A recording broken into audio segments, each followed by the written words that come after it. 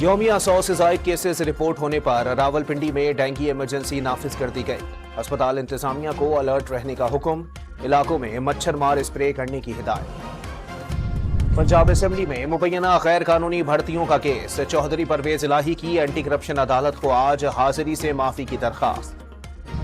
Security خدشات پر تحریک انصاف کے گرفتار کارکنوں کو اڈیالہ سے دیگر جیلوں میں منتقل کرنے کا سلسلہ شروع۔ اڈیالہ جیل سے 60 کارکنوں کو اٹک منتقل کر دیا گیا۔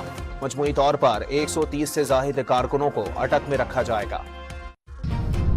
لبنان میں پھنسے 71 پاکستانی کراچی پہنچ گئے۔ 67 پاکستانی لبنان سے بذریعہ سڑک دمشق پہنچے تھے۔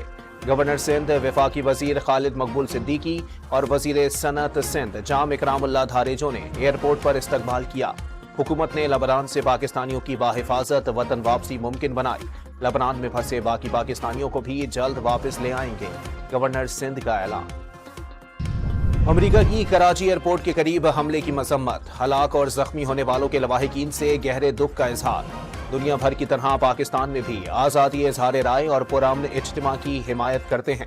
مظاہرین سے مطالبہ کرتے ہیں کہ وہ پرامن طریقے سے احتجاج کریں اور تشدد سے باز رہیں۔ پاکستان کے قوانین اور آئین کے احترام کو یقینی بنایا جائے۔ ترجمان امریکی محکمہ خارجہ میتھیو ملر کی پریس کانفرنس۔